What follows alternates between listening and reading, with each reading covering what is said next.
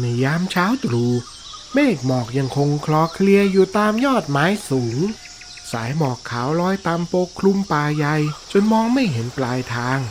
เสียงนกเงือกโบกปีกดังก้องในหุบเขาคล้ายต้อนรับแขกผู้มาเยือนจากโลกภายนอก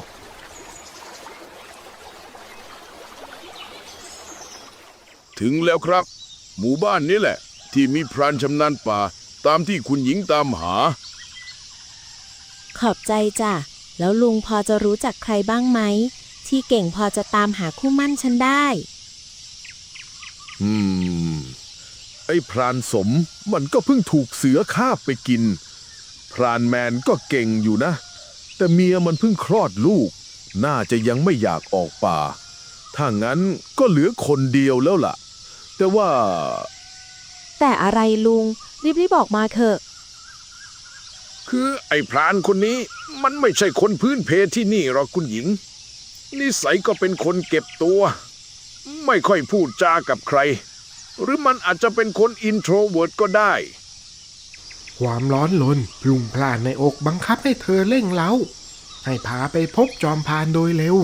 เพราะทุกอย่างก้าวที่ล่าช้าก็เท่ากับความหวังในชีวิตของคู่มั่นของเธอนั้นค่อยๆเลือนหายไป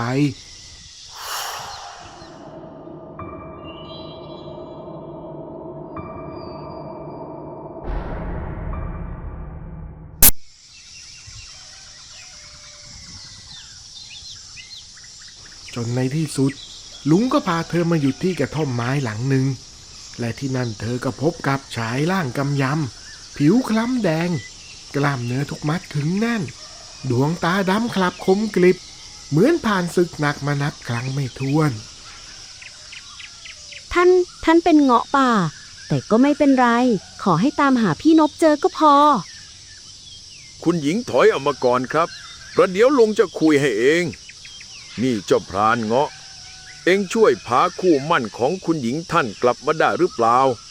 พิกัดล่าสุดที่คู่มั่นของคุณหญิงหายไปก็คือแถวป่าดงพญาไฟน่ะพรานเงาะเมื่อได้ยินเช่นนั้นสีหน้าก็แปลเปลี่ยนเป็นความกังวลทันทีเพราะป่าดงพญาไฟขึ้นชื่อกันนักในหมู่พรานป่าว่าเป็นถิ่นของกะเหรี่ยงกินคนและสิ่งที่พวกมันใช้เป็นเครื่องเส้นบ่อยครั้งก็มักเป็นมนุษย์ที่พลัดหลงเข้าไปนั่นเองข้าไม่รับงานนี้ไม่ว่าใครหลงเข้าไปในป่าดงพญาไฟไม่มีรอดสักรายท่านพรานอยากได้เงินเท่าไหร่ฉันมีให้ไม่อั้นแต่ได้โปรดพาพี่นพกลับมาด้วยเถิดนะพลานเงาะจ้องมองใบหน้าอันงดงามของคุณหญิงแววตาเธอฉายชัดถึงความดื้อรั้นไม่ยอมใครแต่แม้จะรับรู้เช่นนั้นเขาก็ยังคงสายหน้าอย่างเชื่องช้าเพื่อบอกปัดทว่าคุณหญิงกลับไม่สนใจสะพายปืนขึ้นบ่าแล้วก็ก้าวเข้าสู่พื้นป่าในทันทีไม่ได้นะคุณหญิงมันอันตรายเกินไปไอ้เงาะรีบตามเธอไปเร็วเข้าถ้าเธอเป็นอะไรขึ้นมาแล้วก็อย่าว่าแต่เองจะเดือดร้อนเลย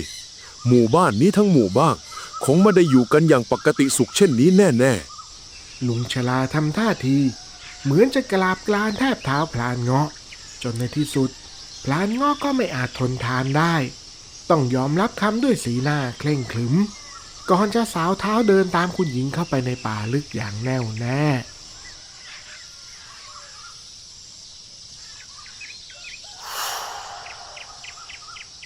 ยามเช้าในป่าดงพญาไฟ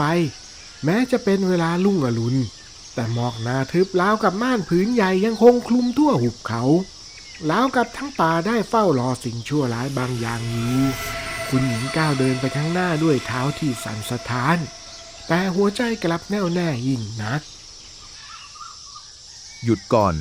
หากท่านยังคงดึงดันที่จะเข้าไปก็ต้องทำตามกฎของข้าจากนั้นพลานเงาะก็พนมมือท่องคาถาและทันใดนั้นพงหนาทึบเบื้องหน้าก็แหวกออกเป็นทางเดิน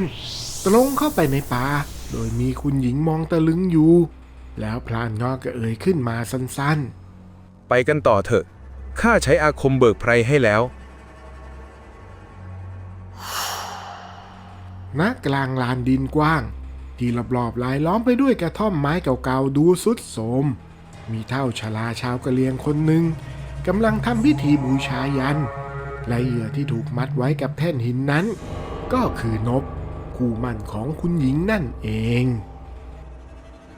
ผู้เฒ่าปล่อยข้าไปเถอะนะท่านอยากได้อะไรข้าจะจัดการให้ทั้งหมดใช่แล้วเงินเอาเงินไหมข้ามีให้เยอะเลยนะเงินน่ะเหรอข้าจะเอามาใช้อะไรในป่านี้วะเอ็งแหกตาดูสิว่าเห็นเซเว่นมาเปิดสาขาที่นี่หรือเปล่า เอาละอย่าให้เสียเวลาเลยรีบๆปลิดชีพมันเถอะทีโตส่วนข้าจะเร่งไฟขึ้นอีกพวกเราจะได้มีเนื้อที่ผีแถนท่านประทานให้กินเร็วๆผู้เฒ่าพูดพร้อมกับเลียริมฝีปากไปด้วยจากนั้นก็ท่องคาถาจนไฟที่ถูกจุดเอาไว้ใต้แท่นหินลุกพลึบขึ้นมาส่วนทีโตผู้ช่วยของผู้เฒ่าก็เงื้อมีดสั้นขึ้นเตรียมปักลงไปตรงบริเวณหัวใจเดี๋ยวก่อนข้ารู้จักหญิงสาวคนหนึ่งเธอยังเป็นสาวบริสุทธิ์แท้แน่นอนตอนนี้น่าจะกำลังเดินทางมาช่วยข้าอยู่แน่ๆข้าจะหลอกพานางมาเป็นเครื่องเส้นสังเวยให้เองทีโตได้ยินดังนั้นจึงรีบหยุดมือทันทีก่อนที่จะหันไปทางผู้เฒ่าหมอผีเพื่อรอคำสั่งว่าจะให้ทำอย่างไรต่อทีโตเอายาสั่งให้มันกินแล้วก็ปล่อยให้มันไปพาผู้หญิงบริสุทธิ์ที่มันพูดถึงมาให้ข้านานมากแล้วที่ผีแทนท่านไม่ได้เครื่องเส้นสังเวยที่เป็นสาวบริสุทธิ์ ได้ข้าพามาได้แน่นอนหลังจากชาวกะเหรี่ยงปล่อยตัวและถูกบังคับให้กลืนยาสั่งลงคอนบก็รีบวิ่งพรวดหายเข้าไปในป่ามืดทันทีแต่ทว่าระหว่างทางนั้นก็มีสายตาอันคมกริบของเสือสมิงจ้องอยู่ในเงามืด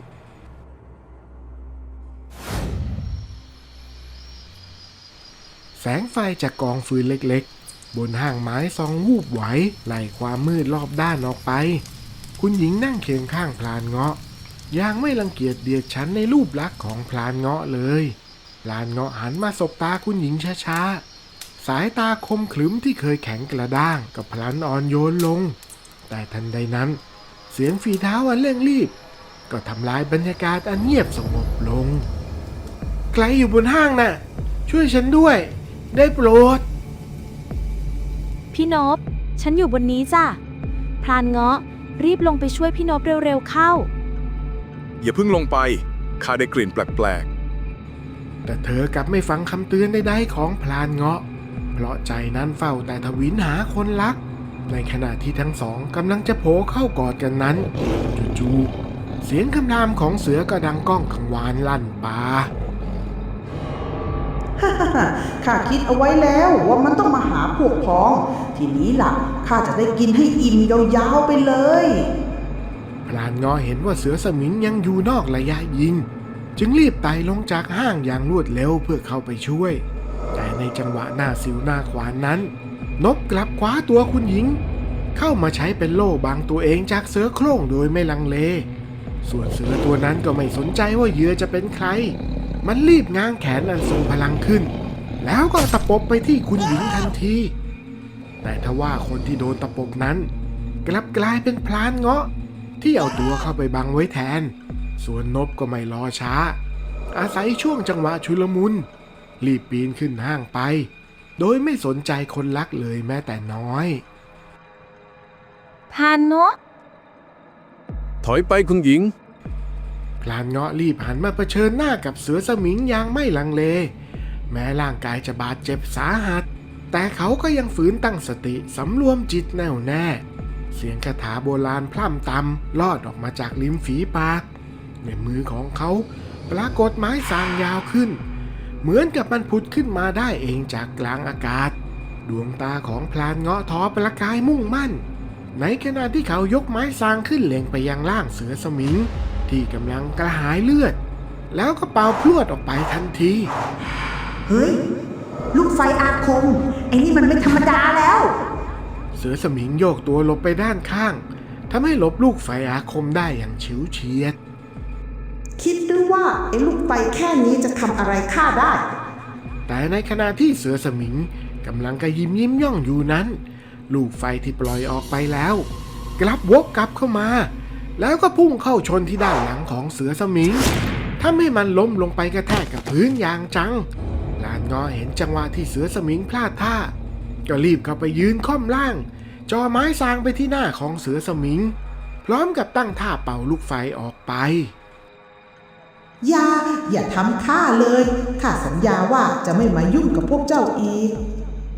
พลานเงาะลดไม้สางลงแล้วก็พูดว่ารีบไปซะก่อนที่ข้าจะเปลี่ยนใจเมื่อเสือสมิงตนนั้นไปแล้วพลานเงาะก็สุดลงทันทีแต่ยังดีที่คุณหญิงช่วยประคองเอาไว้ส่วนนบเมื่อเห็นว่าเหตุการณ์สงบลงแล้วจึงรีบลงไปข้างล่างห้างแล้วก็ออกอุบายเพื่อให้คู่หมั่นของตนนั้นตามตนเองไปยังหมู่บ้านกะเหลี่ยงกินคนน้องรีบไปตามคนมาช่วยพลานเงาะกันเถอะแล้วสองคนแบกไปไม่ไหวหรอกพี่รู้ทางลัดที่จะออกจากป่านี้ได้อย่างรวดเร็ว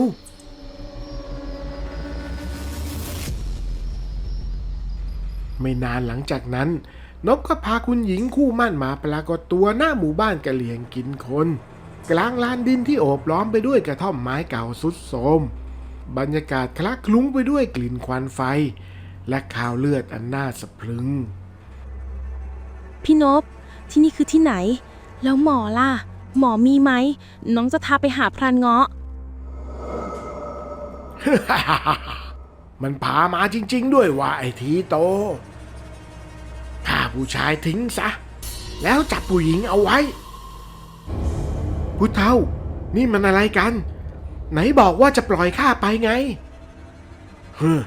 นึกว่าข้าโง่อย่างนั้นหรือคืนปล่อยเองไปเองก็จะไปพาพวกมาถล่มหมู่บ้านข้านะสิวะผู้เฒ่าทำมือปาดคอตนเองเป็นสัญญาณให้ทีโตลงมือจัดการปลิดชีพนบในทันทีไม่นะไม่ทีโตพุ่งมาคว้าร่างคุณหญิงลากตรงไปยังแท่นทำพิธีเธอหมดสิ้นแรงใจจากการถูกคนลักหักหลังจึงยอมปล่อยให้ร่างถูกพาไปอย่างไร้การขัดขืนปล่อยเธอเดี๋ยวนี้เสียงตะโกนก้องของพลานเงาะดังขึ้นแต่เงาร่างที่เคลื่อนเข้าไปหาทีโตนั้นกลับเป็นร่างของเสือสมิงกรงเล็บถูกกางออกจนสุดแล้วก็ตะปบไปที่ด้านหลังของทีโตจนร่างนั้นสุดลงไปกับพื้นแล้วเสือสมิงก็ตรงเข้าขย่ำกัดกินอย่างกระหายเลือดสมิงอย่างข้าไม่เคยติดค้างหนี้บุญคุณใครเท่านี้เราก็หายกันแล้วที่เหลือเจ้าก็จัดการเองเถอะพลานเงาะพยักหน้าช้าๆเป็นเชิงขอบคุณก่อนหยิบไม้สางอาคมขึ้นมาแนบปากแล้วก็เป่าออกไปลูกไฟพุ่งวาบจากปลายสางตรงเข้าใส่กระเลียงเท่าลูกไฟล้าวิงห้อยเช่นนี้จะสู้ไฟของผีแทนข้าได้อย่างไรทันใดนั้นผู้เฒ่าก็ไล่คาถาเปลวเพลิงมหาศาลพลันปะทุลุกโหมแรงกว่าที่พลานเงาะปลดปล่อยออกมาเปลวไฟแดงฉานแผ่กระจายปกคลุมรอบทิศไม่ว่าพลานเงาะจะหันไปทางใดก็พบเพียงทะเลเพลิงที่โหมกระหน่ำไฟค่อยๆลุกลามเข้ามาใกล้จนโอบล้อมร่างของเขาเอาไว้ทุกด้านความร้อนบีบคั้นจนลมหายใจเริ่มล่อยหลอในห้วงวินาทีเป็นตายนั้นเสียงคุณหญิงตะโกนเรียกพลานเงาะดังฟ้าเพลิงออกมาพรานเงาะอย่าเป็นอะไรนะทันทีที่เสียงคุณหญิงจางหายพลานเงาะก็ฝืนลุกขึ้นไล่มนต์บุตรสุดท้ายออกมาเหนือศีรษะของพลานเงาะก็ปรากฏเงาของพระสังลอยเด่นเป็นรัศมีเรืองรองก่อนที่จะปลดปล่อยสายน้ำอมฤตโปรยลงมาทำให้เปลวเพลิงที่ลุกโหมกลับดับสิ้นไปในพริบตาทิ้งเอาไว้เพียงหมอกควันขาวโอบล้อมรอบกายมนต์ผีแถนของข้าเจ้าบังอาจนักเท่ากะเลียงพยายามจะเรียกมนต์ผีแถนออกมาอีกครั้งแต่ทันใดนั้นก็มีเงาอาฆาตนำไม่ถ้วนโผล่ขึ้นมาจากดินเจ้าสิ้นฤทธิ์ไปแล้วไอ้เท่ากระเรียงทีนี้ก็ถึงตาพวกข้าบ้างละหมอกดำที่ก่อเกิดจากแรงอาฆาต ของวิญญาณผู้ถูกบูชายันพลันก่อตัวหนาแน่นก่อนพุ่งเข้าไปกุมรัดร่างเท่ากระเลียงมันแทรกซึมชอนชัยเข้าไปทั่วร่างกายจนกระทั่งเท่ากระเลียงนั้นนอนแน่นิ่งไปในที่สุด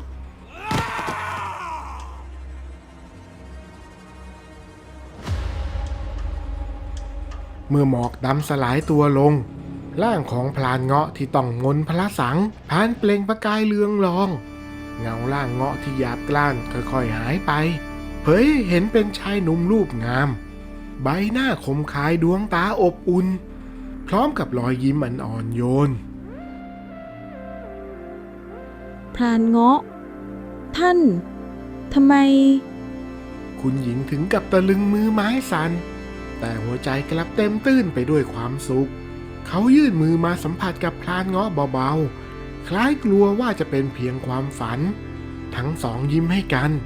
ท่ามกลางแสงอรุณแรกที่สาดเข้ามาหมู่บ้านต้องสาบพลันเงียบงันราวกับว่าป่าดงพญาไฟนั้นได้ถูกปลดปล่อยจากอาถรรพ์เสียที